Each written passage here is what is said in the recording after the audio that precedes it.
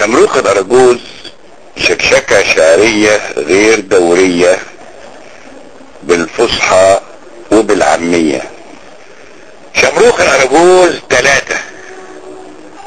في حب مصر عنوان فرعي، وعنوان رئيسي زبدة الاعتبار بما وراء أسباب الانهيار، وهي من النثر العامي الشعري.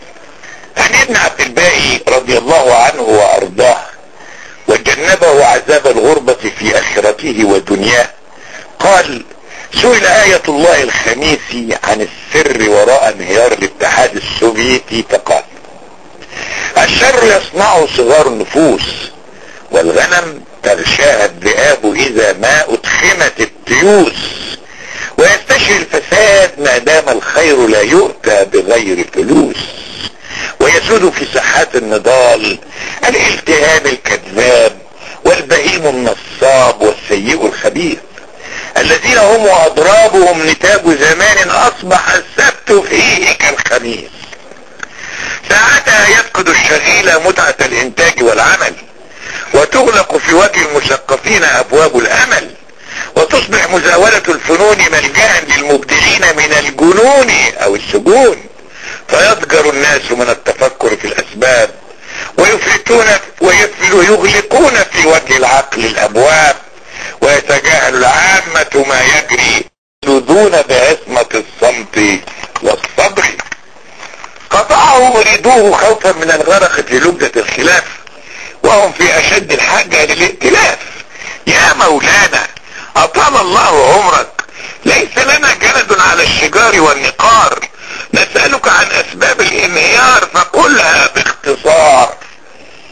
تفهم آية الله ما يؤرقهم وتبسم وجهه وقال: أما عن الأسباب فهي واضحة غاية الوضوح، فاضحة كعاهرة عارية على السطوح، وهي تتلخص في الإجبار والإخبار وتزييف الأخبار وتجنيد الجار ليهتك أسرار الجار، ثم رطان الثوار على الثوار. انتفض المريدون مهللين: والله يا خميسي ما قصرت، وكأنك يا قديس أسريت إلى هناك بجسدك فأبصرت. قال آية الله الخميسي وقد تمايل إعجابا بنفسه وزادت ثقته في حكايات أمسه: إذا خذوها عني ولا تخفوها، بل أعلنوها في كل آن، فقد يعي الغافلون في كافة الأوطان، لأنكم وهم ستحاسبون عليها يوم ينصب الميزان. فلقد هاتفني بها هاتف ذات ليلة وأنا هائم في الساحة الحمراء، أو على ما أظن وأنا نائم في العتبة الخضراء، في تلك الأيام الصريفة التي لم يكن يحتكم المناضل فيها على 3 تعريفة.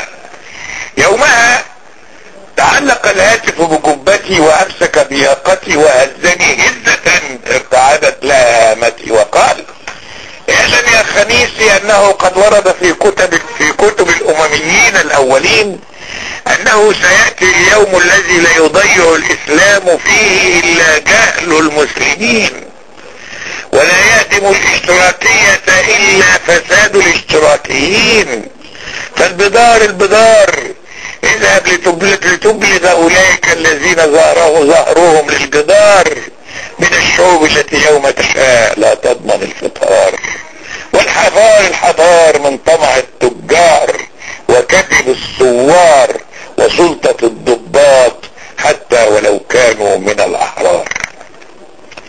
بعدها هام ابن عبد الباقي عشقا وهو يرتجف من الانفعال وقال: وظل القديس يكررها علي حتى ملأت الدموع عينيه وعيني، وخفت عليه وظننت أنه لن ينطق بسواها، لأنه يخشى على أمته وبني ملته أن تنساها، وسبحان من أنشاها وسواها، هو وحده الأعلم بما في النفوس وما أخفاها. هناك تذييل على المتن وإيضاح لا مفر منه. يقول ابن البدري أن هذا حديث ضعيف الإسناد، لأن ناقله وراويه من ذوي العلم بالأمر وما فيه.